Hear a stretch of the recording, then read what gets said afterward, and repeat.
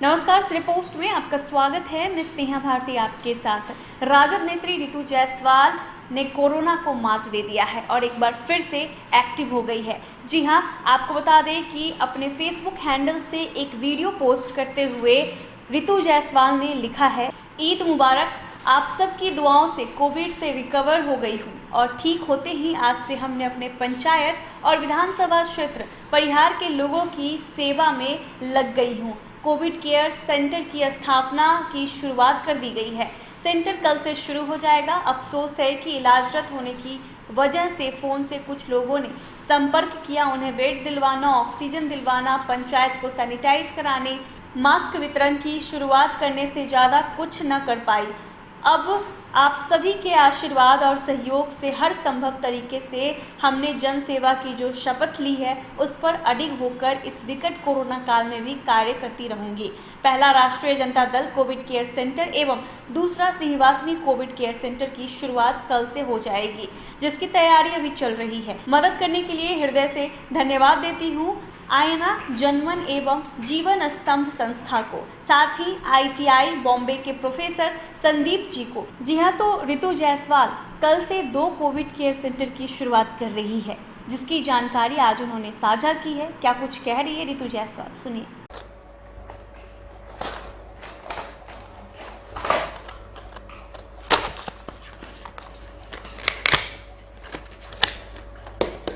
ये किसमें से निकला मंटू?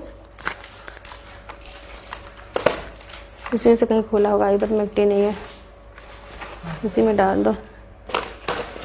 अच्छा, कहीं से भी निकला होगा। ये कौन सी दवा है? ये तो हम लोगों ने था तो मल्टीविटामिन मिनरल भी थे, ये देख लेंगे बाद में। हमको पता है ना, तुम्हें बोला था।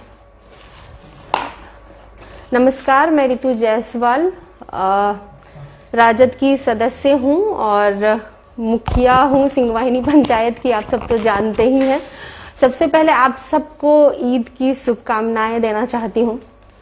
ईद का चांद नज़र आ गया है और ये बीमारी जो कोविड की है महामारी, उससे हम सब का पीछा छूटे और हम सब जैसे पहले जी रहे थे एक अच्छी और स्वस्थ जिंदगी, वो सब जीना चाहते हैं, अच्छे से रहना चाहते हैं। तो इस ईद के अवसर पे यही कामना करती हूँ कि सबकी ज़िंदगी में चांद की रोशनी बरकरार रहे, सबकी ज़िंदगी खूबसूरत और खुशहाल हो और सबसे ज़्यादा ज़रूरी है कि बहुत हेल्दी हो, स्वस्थ रहें और इस बीमारी से सभी बच जाएं, यही कामना करती हूँ मैं ईद पे। मैं इतने दिनों से नहीं आ पाई लाइव, वजह ये थी कि मैं खुद पॉजिटिव हो गई थी, कोरोना पॉजिटिव हो गई थी और उस हालत में नहीं थी, क्योंकि सभी को पता है कि ये एक ऐसी बीमारी है कि अगर आप बच जाते हैं तो कमजोरी इतनी ज़्यादा होती है कि आपका चलना उठना बैठना भी बहुत मुश्किल होता है। और यही वजह थी कि मैं रोज़ सोचती थी कि मैं जल्दी ठीक हो जाऊं और मैं जा कर के लोगों के बीच में आऊं। मेरे लोग बीमार हो रहे हैं, मेरे जो विधानसभा के लोग, मेरे पंचायत के लोग, पूरे बिहार के लोग। लेकिन जहां मैं कर सकती हूँ, जिनके लिए मैंने हमेशा किया है, मुझे लगता था कि एक उम्मीद है लोगों को, हमेशा से भी पहले भी रहा है, बाढ़ का टाइम हो या कुछ भी हो, सब कहते नहीं कुछ भी हो रितु मैम तो सबके लिए आकर के बाढ़ हो या कुछ भी वो करते हैं, लेकिन नहीं आ पाई क्योंकि मैं खुद उस हालात में नहीं थी। पर आप लोगों के आशीर्वाद, आप लोगों की दुआओं, आप लोगों का प्यार है कि आज मैं स्वस्थ होकर के आप लोगों के सामने हूँ और मैं चाहती हूँ कि बाकी के लोग भी स्वस्थ हों। उतने दिनों से नहीं कर पाई, लेकिन आज मैं आप लोगों के सामने हूँ। ये थोड़ी बहुत जो तैयारी चल रही है वो कल से हम लोग 2 कोविड केयर स्टार्ट कर रहे हैं। एक चूंकि एक RJD कोविड केयर हम स्टार्ट कर रहे हैं और एक सिंहवाहिनी कोविड केयर स्टार्ट कर रहे हैं। 2 हमारे अभी चलेंगे सेंटर, जिसमें कि जो व्यवस्था होगी वो ये रहेगी कि अगर किसी, पहले तो हम लोग जो दिखते हैं, लक्षण दिखते हैं कि नहीं ये कोविड हो सकता है, तो बिहार सरकार के द्वारा जो जारी गाइडलाइन है, जिसमें वो दवाइयां बिहार सरकार ने प्रॉपर उन्होंने जारी किया है कि ये दवाइयां बेसिक लक्षण दिखने पे दी जा सकती हैं, तो उन दवाइयों के साथ ही हम शुरुआत कर रहे हैं। गांव में होता क्या है कि जैसे लोगों को बुखार हुआ तो वो जाते हैं और उससे उनके पास इतना पैसा भी नहीं होता कि वो जाकर के पूरी दवाइयाँ लेंगे या कुछ भी। वो कहते हैं कि 2 गोली बस जो बुखार उतरने की होती है, यानी कि पैरासीटामोल वो ले लेते हैं, जिनसे उनका बुखार दब तो जाता है 4-5 घंटे के लिए, लेकिन इन्फेक्शन खत्म नहीं होता, जिसकी वजह से मान लीजिए कि वो लक्षण है बेसिक कोविड के, कोविड भी हो सकता है, अन्य बीमारी भी हो सकती है। लेकिन अभी जो हो रहा है वो ज्यादातर कोविड का ही चांसेस है, तो उसको देखते हुए जो बेसिक लक्षण जो जारी किए गए हैं दवाइयों के, वही हम लोग उसके साथ शुरुआत कर रहे हैं ताकि शुरू में ही उसको कंट्रोल किया जा सके। अभी क्या हो रहा है गांव में, जब मैं यहाँ पे आई और मैं देख रही हूँ गांव की स्थिति और आसपास का भी मैंने पता किया है, तो अभी स्थिति ये बनी हुई है कि अगर किसी को बुखार हो जाता है तो वो छुपा रहे हैं, वो बताना ही नहीं चाह रहे हैं कि उनको फीवर है, कहीं उनको ये ना समझ दे लोग कि उनको कोविड है। तो सबसे पहले तो उनके बीच से ये डर निकालना है, उनके दिमाग से ये डर निकालना है कि अगर कोविड है तो वो छुपाने से नहीं होगा। जब तक आप उसको बताएंगे नहीं कि ये हमारे लक्षण है, मुझे फीवर आ रहा है या सिर दर्द हो रहा है या बदन दर्द हो रहा है या लूज मोशन हो रहा है या वोमिटिंग हो रही है, या जो भी लक्षण है वो बताएंगे नहीं, जांच नहीं होगी, दवाइयां नहीं लेंगे, तब तक वो और बढ़ेगा और स्प्रेड होगा, कम्युनिटी में भी स्प्रेड होगा। जैसे कि अभी मैं जो सोनबरसा ब्लॉक है वहां के कई गांव का मैंने सुना कि वहां पे कई मतलब घर एक तरफ से कई लोग अभी 1 हफ्ते में 5-6 लोगों की जाने गई हैं। तो इस तरह की चीजें, कौन सा बसतपुर, हाँ, तो वहां पे आज तक की टीम भी गई थी और उनके सामने की बात है कि जो रैपिड एंटीजन टेस्ट होता है, जिसके बारे में ये कहा जाता है कि ज्यादातर मामलों में वो अगर पॉजिटिव है तब भी वो नहीं आता, उसकी हालत में बताऊं कि 60 लोगों की जांच आज तक के टीम के सामने हुई और 60 लोगों में 10 लोग पॉजिटिव थे और उसमें बच्चे भी शामिल थे, 12 साल के, 15 साल के, 18 साल के बच्चे भी शामिल थे। ये एक बहुत आश्चर्य की बात है। तो कहने का मतलब कि जहां पे 60 में 10 पॉजिटिव हो, वो भी ऐसे टेस्ट में जिसमें कि ज्यादातर निगेटिव ही आते हैं, तो आप समझ सकते हैं कि किस तरीके से ये बढ़ चुका है। उसमें भी जो सबसे खराब बात है वो ये है कि जो एडिशनल पीएचसी होते हैं पंचायतों में, वहां पे ये व्यवस्था नहीं है कि गांव के अंदर अगर लोगों को बेसिक लक्षण दिख रहे हैं, सर्दी खांसी बुखार आ रहा है, कुछ भी कमजोरी लग रही है, लूज मोशन आ रहा है, वोमिटिंग आ रही है, तो वो जाए एडिशनल पीएचसी तक और वो वहां पर उसको वो दवा मिले। ऐसा कुछ भी बिहार सरकार की तरफ से व्यवस्था नहीं की गई है, ये हकीकत है। आप सब भी पंचायतों से जुड़े हुए हैं, तकरीबन 8,500 पंचायतें हैं बिहार में, सभी पंचायतों के ही हाल है। जो एडिशनल पीएचसी में जो डॉक्टर्स थे भी, उनकी ड्यूटी जो है वो जिला स्तरीय जो सेंटर है कोविड केयर के, वहां लगा दिए गए हैं और एडिशनल पीएचसी को बंद कर दिया गया है। जबकि होना ये चाहिए था कि एडिशनल पीएचसी में जो बेसिक दवाइयां हैं, जो सरकार खुद कह रही है जारी करके कि ये दवाइयां हैं, उनकी देने की व्यवस्था क्या सरकार ने करी? नहीं की। तो इस तरह से कितना प्रेशर जो है वो जिला स्तरीय कोविड केयर पे पड़ेगा? क्या सारे पंचायत के लोग वहां तक जाएंगे? और जाएंगे तो कैसे जाएंगे? कौन सी गाड़ी का वो चलेंगे? लॉकडाउन में गाड़ियां तो नहीं चल रही, उनके पास इतनी व्यवस्था नहीं है कि वहां तक जाएंगे, तो कैसे जाएंगे? अगर वो वहां तक जाते हैं जिला तक, जिसको बेसिक लक्षण है, और आप प्राइमरी हेल्थ सेंटर में मेडिसिन नहीं दे रहे हैं, तो वो लोग ऑटो में बैठ के जाएंगे, 8 लोग, 10 लोग, 12 लोग जाएंगे कि भाई हमको ये लक्षण है तो हमको जाना है, क्योंकि ब्लॉक स्तर पे दवाइयां मिलेंगी या जिला स्तर पे दवाइयां मिलेंगी। तो अगर उसमें 2-3 अगर पॉजिटिव है और बाकी नहीं है, तो उनके भी पॉजिटिव होने के चांसेस मिलेंगे। तो क्या ये नहीं होना चाहिए था कि जो पंचायत स्तरीय एडिशनल पीएचसी है वहां पर इन दवाइयों को दिया जाना चाहिए था? खैर, ये वक्त अभी मीन में निकालने का गुस्सा तो बहुत आता है, लेकिन फिर भी हमें भी काम करना होगा। मैं मजबूर थी, मेरी तबीयत खुद खराब थी, मैं खुद पॉजिटिव थी, तो मैं नहीं कर पाई।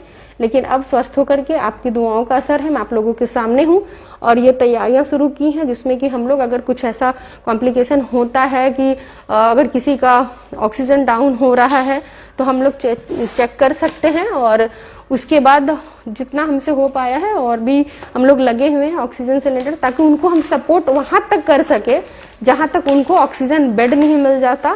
एटलीस्ट वहां तक पहुंचाने तक के लिए हम लोगों ने इतनी व्यवस्था रखी है कि अगर कोई कॉम्प्लिकेटेड मरीज पहुंचता है जिसकी हालत खराब हो चुकी है, जिसका ऑक्सीजन लेवल डाउन हो रहा है, तो उसको ऑक्सीजन सपोर्ट से हम लोग भेज सके। आज जो दवाइयां आप देख रहे हो, हाँ, वो फोन नंबर हम लोग तो पेज के माध्यम से जारी करेंगे ही। दूसरा ये है कि ये दवाइयां जो भेजी गई हैं, जिन्होंने दिया है, उनको मैं बहुत तहे दिल से धन्यवाद देना चाहती हूँ। बहुत ही अच्छे व्यक्ति हैं, संदीप जी हैं और सीतामढ़ी के रहने वाले हैं, मुंबई आईआईटी में प्रोफेसर हैं और उन्होंने ही ये प्लान हम लोगों ने उनसे शेयर किया था कि सिंहवाहिनी कोविड केयर हम लोग स्टार्ट करते हैं, क्योंकि बाढ़ के टाइम पे या जैसे भी जब कभी भी ऐसी मुसीबत आई हम लोगों ने काम किया है धरातल पे उतर करके। और उसके बाद हम लोगों ने आरजेडी कोविड केयर की भी, तो इस तरह से हम लोग 2 कोविड केयर अभी हम लोग स्टार्ट करें, 2 से शुरुआत कर रहे हैं। आप लोगों का सहयोग रहेगा, आप लोगों का सपोर्ट रहेगा तो निश्चित तौर पे हम इसको कंटिन्यू कर पाएंगे।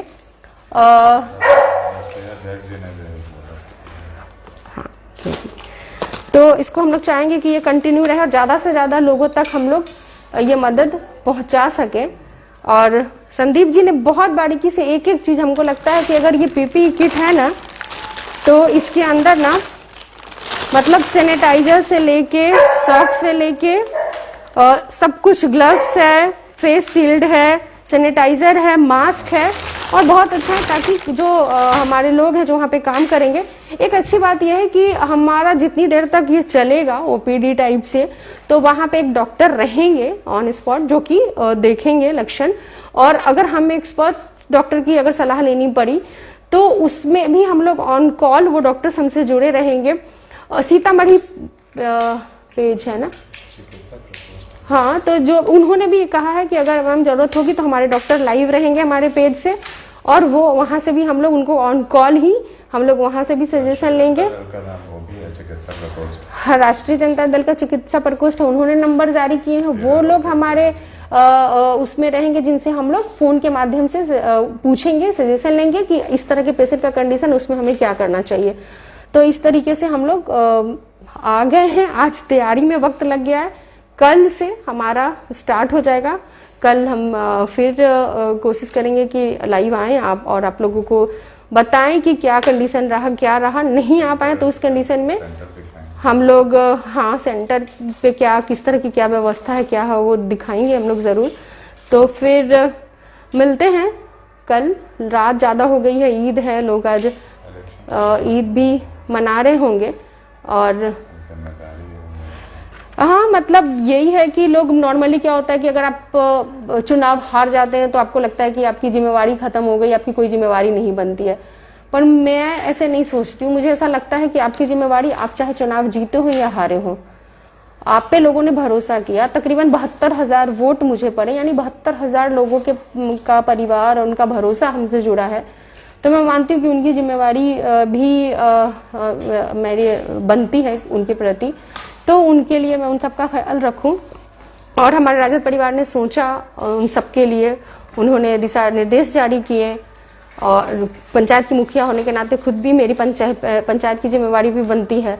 तो इन सभी जिम्मेवारियों का निर्वाह करना है, इसीलिए 2 कोविड केयर सेंटर से स्टार्ट कर रहे हैं, एक राजद कोविड केयर सेंटर और एक सिंहवाहिनी कोविड केयर सेंटर।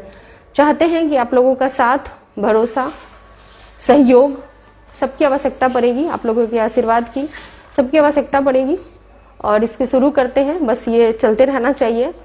और ये मंटू है, दवाइयों को अलग कर रहा है, उसके हिसाब से पैक कर रहे हैं। बाल किशन, सब ठीक हो ना? बुखार वुखार नहीं है ना? बहुत दिनों के बाद मिले हैं। आज तो शायद मास्क बांटे हो मंटू? नहीं, कौन से वार्ड में? 11 नंबर वार्ड में। ओ, वहाँ पे किसी वो भी मृत्यु भी हुई है ना कोरोना से? जी, वहाँ पे कोरोना से एक आदमी कुछ ही 1 सप्ताह पहले डेथ कर गए। अच्छा, तो फिर मैं तो नहीं थी, लेकिन तुमको मैंने कहा था कि पूरे वार्ड को अच्छे से सैनिटाइज करवा दो, तो तुमने पूरे गांव को करवाया फिर, गांव को ही सैनिटाइज। और आज मास्क भी वितरण हो गया है। हमको लगता है कि हम लोग 2 से 3 दिन के अंदर पूरे पंचायत को मास्क दे पाएंगे। ठीक है, मास्क का जरा को दिखाओगे कैसा मास्क बांटे हो? कुछ है उधर, खोलो ना अगर कोई है तो। है क्या क्या दवाइयाँ हैं, जरा दिखाओगे क्या क्या दवाइयाँ पैक कर रहे हो? ये ऑक्सीमीटर है, सिलेंडर, 1 सेकेंड। नहीं, वो वाला जो लिख के रखे हो, क्या लिखे हो दिखाना जरा। अच्छा, आप खोल के दिखाओ ना, कैंची से काट के।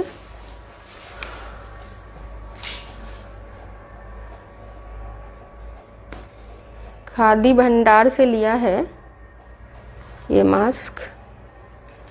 बहुत अच्छा मास्क है ये, डबल लेयर का। बहुत बढ़िया। प्योर खादी का है कपड़ा, बहुत अच्छा बना हुआ है, काफी मजबूती भी है, बहुत अच्छा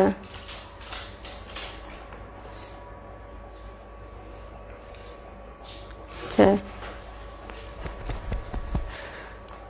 प्योर खादी का होने की वजह से क्या होगा कि रंग भी नहीं लगेगा, है ना। बढ़िया है। हाँ, ये जो मास्क है ये तो पंचायत के लिए जो दिशा निर्देश थे कि 15वीं वित्त की राशि से आपको मास्क वितरण करना है, तो उसको है, उसके लिए है, जिसकी वजह से हम बांट।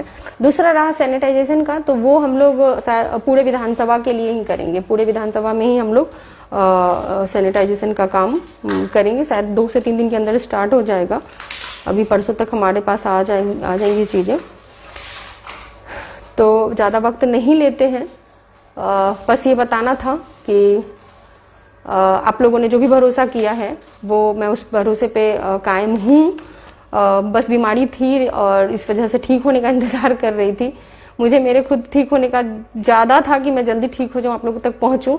ईद है, आप लोग मनाइए, बेशक एक अच्छी दूरी का पालन करते हुए, और घर में ही हो सके तो अपने अपने घरों में लोग अपनी ईद की खुशियाँ मनाएं, और क्योंकि ये वक्त ऐसा नहीं है कि मिले, और तो इसीलिए थोड़ा दूर से ही फ़ोन के माध्यम से आप लोग एक दूसरे को मुबारकबाद दे सकते हैं।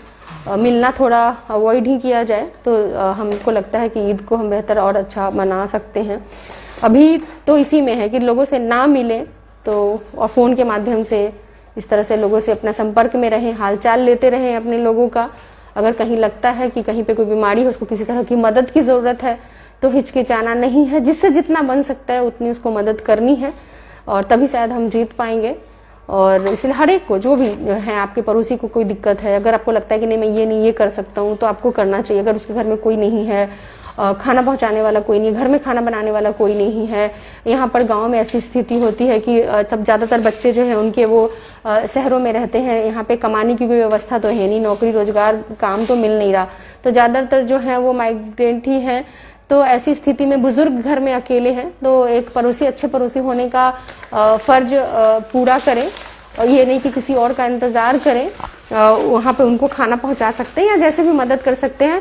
हमें जो हमारा जो क्षेत्र है यहाँ का है उसकी सूचना आप दे सकते हैं। अगर कोई अकेला बुजुर्ग व्यक्ति हैं घर में और बच्चे उनके यहाँ पे नहीं हैं, वो लॉकडाउन की वजह से बाहर हैं और वो बीमार हैं, तो उनकी सूचना हमें देंगे ताकि हम एटलीस्ट उन तक दवाइयाँ पहुँचाने का भी काम करेंगे। तो हमें इसकी सूचना देंगे। कोशिश ये करेंगे पड़ोसी होने के नाते सूचना देने से पहले कि क्या हम ये दवा ला करके आप हमारे पास आइए, उनके बारे में बताइए, हम उनके कंडीशन के हिसाब से उनको हम दवा देंगे। तो पहले कोशिश ये कीजिए कि आप मदद करें, उसके बाद फिर हमसे कह सकते हैं या हमें सूचना दे सकते हैं। फ़ोन नंबर हमारा पेज पे जारी हो जाएगा जिसके माध्यम से हमें सूचना दे सकते हैं। और हमारा कोविड केयर जो कि जानकी नगर में और एक नरकटिया गांव में, जो कि सिंहवाहिनी पंचायत का नरकटिया जहाँ मेरा घर है, एक वहाँ चलेगा सिंहवाहिनी कोविड केयर, और एक जानकी नगर में एक नई लाइब्रेरी का निर्माण करवाया था, जिसमें कि अब पता तो नहीं था कि उस लाइब्रेरी में कोविड केयर स्टार्ट करना पड़ेगा और ऐसी महामारी जैसी बीमारी आएगी जो सब कुछ लगता है ऐसे कि खत्म कर देगी, ये जान नहीं था। हमें तो पुस्तक को रखना था वहाँ पे ताकि पढ़ाई हो सके, बच्चों को फायदा हो सके, लेकिन अफसोस है कि उस पर कोविड केयर हमको स्टार्ट करना पड़ रहा है। तो वो कल से जानकी नगर में स्टार्ट होगा। जल्दी ही मिलते हैं कल अपने सेंटर पे हूँ। सबको बहुत बहुत धन्यवाद, जुड़ने के लिए बहुत बहुत धन्यवाद।